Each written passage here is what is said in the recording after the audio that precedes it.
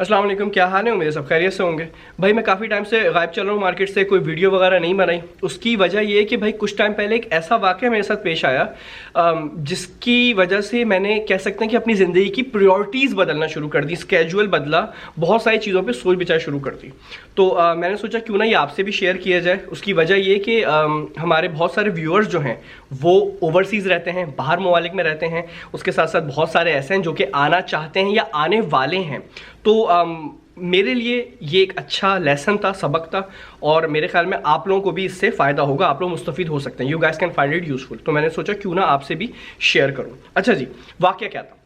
हुआ कुछ यूँ कि ईद वाले दिन हम लोग सबसे मिलते मिलाते एक हमारे दोस्त हैं, उनके घर पहुँचे। अब उनके घर पहुँचे, दोनों मियाँ बीवी का चेहरा उतरा हुआ बिल्कुल। मैंने कहा भाई क्या हो गया, क्या सीन है?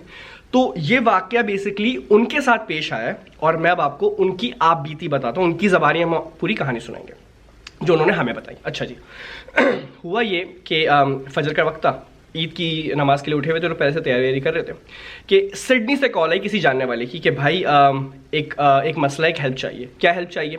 भाई दो माँ बेटियाँ हैं, वो एडिलेड आई हुई थी घूमने के लिए, और जो वालदा थी उनका इंतकाल हो गया। अच्छा जी, तो क्या करें?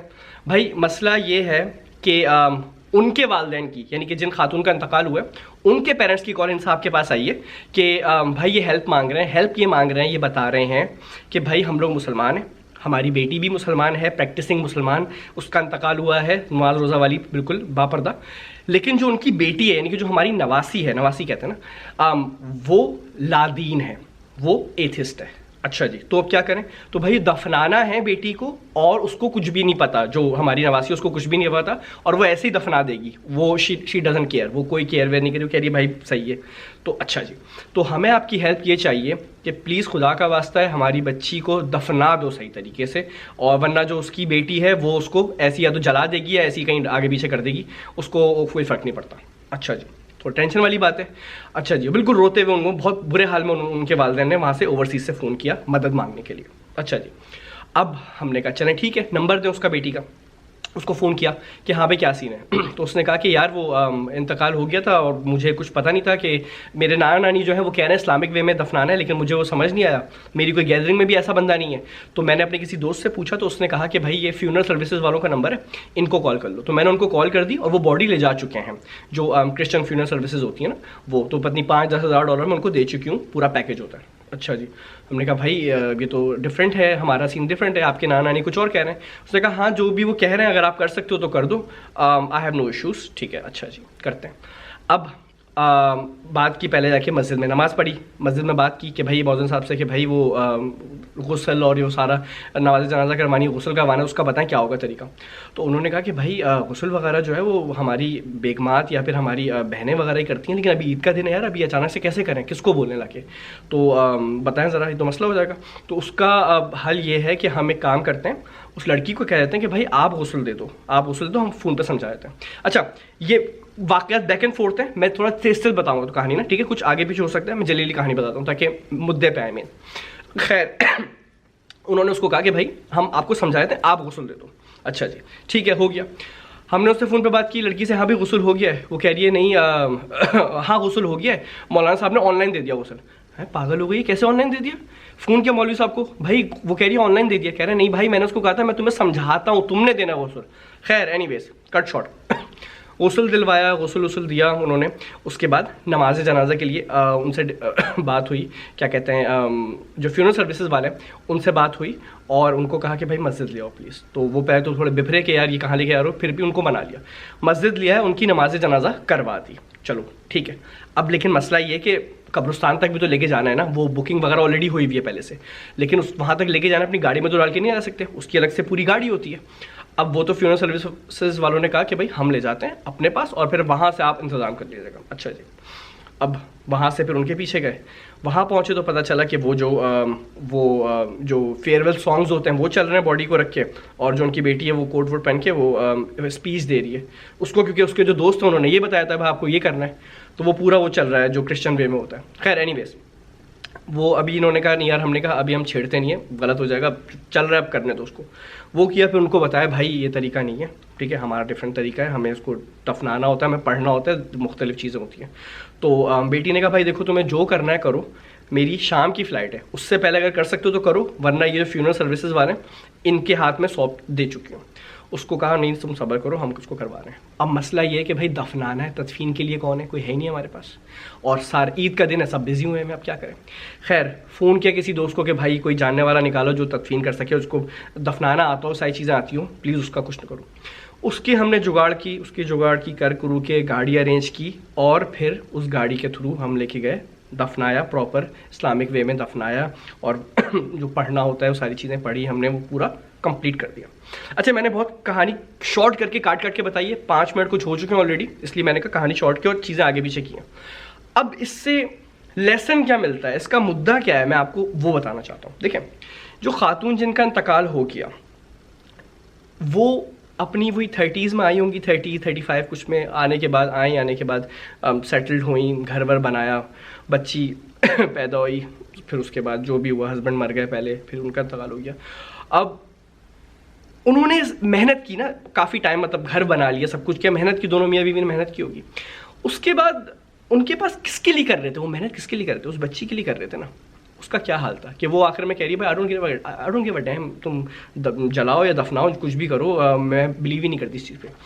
और उन खातून के जो वालदैन जो वहाँ से फ़ोन कर करके रो के कह रहे हैं भाई जितने पैसे चाहिए तुम लोग पैसे ले लो, बस उसको दफना सही तरीके से, तो हमें वो उसको हम, वरना हमें लगता है हमारी आखिरत तबाह हो जाएगी। मैं आप लोग से चीज़ पता क्यों शेयर कर रहा हूँ, ओवरसीज़ वाले जो लोग रहते हैं, जो आना चाह रहे हैं, देखें मैं ये नहीं कह रहा कि भाई यहाँ मत आओ बहुत बुरा है, नहीं भाई बहुत अच्छा है, इसमें कोई शक नहीं है। लेकिन ना आपने जो हमारे लोग करते हैं ज़्यादातर, वो क्या करते हैं, क्योंकि जितने भी लोग आते हैं जिनकी पीआर होती है, भले स्टूडेंट पे भी आते हैं, पीआर तकरीबन 30-35 तक में होती है, या जो डायरेक्ट पीआर पे भी आते हैं 30-35 के टाइम पे आते हैं, वो आने के साथ ना वो लग जाते हैं रेस में। वो रेस होती है कमाने की, ठीक है, पैसा छापो, उधर घर में भेजना है, वहाँ भी पैसा भेजना है हमें, उसके बाद फिर हमें यहाँ पे भी घर बनाना है, हमें महंगी गाड़ियाँ भी खरीदनी है, रेस में लग जाते हैं। जबकि यहाँ पे उसकी ज़रूरत नहीं है, आप कम पैसे में भी आप खुशहाली से रह सकते हैं, लेकिन वो एक रेस लगी हुई होती है। अच्छा, उस रेस में पता क्या होता है, दोनों मियाँ बीवी जानवरों की तरह कमाना शुरू कर देते हैं और पैसा आता है। इस मुल्क में ये कि भाई आप 24 घंटे काम करो, यू कैन मेक मनी। इन ममालिक में यही है, चाहे UK, America, Canada, Australia, Europe, यहाँ पे यही है। उस दौरान क्या होता है, बच्चों को डाल देते हैं डे केयर के अंदर, बच्चों से आपका पूरा कनेक्शन कट चुका होता है। मैं ये नहीं कह रहा कि पाकिस्तान में या इंडिया में, वहाँ पे बांग्लादेश में बच्चे बहुत अच्छे हैं, बहुत शरीफ हैं, एक से बढ़कर एक खबीस हमने वहाँ भी देखा है, लेकिन वहाँ पे क्या होता है कि ना फिर भी एक इंटरेक्शन रहता है, दादा दादी, नाना नानी वो चीज़ें बताते हैं, उनको मज़हब का, कल्चर का चीज़ें पता होती हैं। यहाँ पे आप लाने के बाद बिल्कुल ही, एक तो आप दोनों मियाँ बीवी काम पे लग गए, बच्चों को आपने बिल्कुल छोड़ा हुआ है।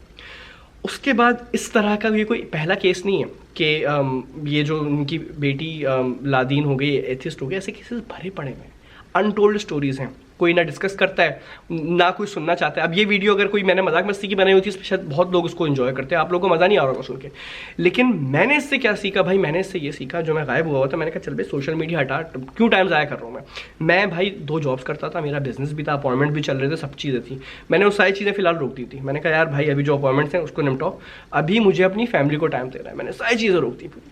और तो आप लोगों को बताने का से मतलब ये, बिल्कुल आएँ यहाँ जो रह रहे हैं या जो आने वाले हैं, प्रायोरिटी सेट कीजिएगा। क्यों, देखें 30-35 की उम्र में आप लोग आते हैं, ठीक है, उसके बाद आके 35 साल के आप हो गए, एवरेज हमारी उम्र कितनी होती है, 50 से 70 के बीच में ही होती है, एवरेज उम्र चल रही है, 75 हो गया, अल्लाह ज़िंदगी सबको, लेकिन एवरेज उम्र यही चल रही है। आपने अपनी आधी ज़िंदगी, आधी से ज़्यादा ज़िंदगी गुजार ली है। अब आप ये जो रेस में लगते हैं ना, घर बनाना है, गाड़ी लेनी है, सब कुछ करना है, ये अपने बच्चों के लिए कर रहे हैं आप, ठीक है, बच्चों के लिए कर रहे हैं, अच्छी उससे कर रहे हैं, लेकिन भाई मसला क्या है, मसला ये है कि आप जिन बच्चों के लिए कर रहे हैं आप उन्हीं को टाइम नहीं दे रहे हो, आप उनको टाइम नहीं दे रहे हो। और जब आप ये सब कमा कुमू के फारिग हो चुके होते हो, जब आप कमा लेते हो, घर की किस्तें उतार चुके होते हो, तब आपकी आखिरी सांसें चल रही होती हैं या बिल्कुल आपकी हालत ख़राब हुई भी होती है, और जिसके लिए आपने किया है वो हाथ से निकल चुका होता है, उसको पता ही नहीं होता कि मैं हूँ कौन, मेरा वजूद कौन है, मेरा खालिक कौन है, मेरा मकसद क्या है, वो एक अलग वर्ल्ड ही उसमें चल रहा होता है। तो ये सिर्फ मेरा एक मैसेज था कि अगर आप लोग जो मौजूद हैं बाहर, प्लीज़ इस रेस में ना लगें। इस रेस में अगर लगेंगे, बड़ा मज़ा आता है, महंगी गाड़ियाँ लेना और बड़े बड़े घर बनाना, एक घर बना लिया उसके बाद दूसरा घर, तीसरा घर, चौथा घर, पांचवा घर, बड़ा अच्छा लगता है। देखें, खाना आपने उतना ही है, याद रखिएगा, खाना आपने उतना ही है। यहाँ पे ऐसे भी मैं लोगों को जानता हूँ जो कि किराए पे रह रहे हैं, कोई मसला नहीं है भाई, $1000 कमाते हैं, $1000 में वो क्या कहते हैं $400 किराया दे दिया, 200-250 ग्रॉसरी निकल गई, उसके बाद थोड़ा बहुत बिजली के बिल खर्चा चल रहा है, आप भूखे नहीं रहेंगे। इन ममालिक की अच्छी बात है, इन ममालिक की अच्छी बात है, आप भूखे नहीं रहेंगे। तो कहने का मतलब ये, रेस में ना लगिएगा प्लीज़।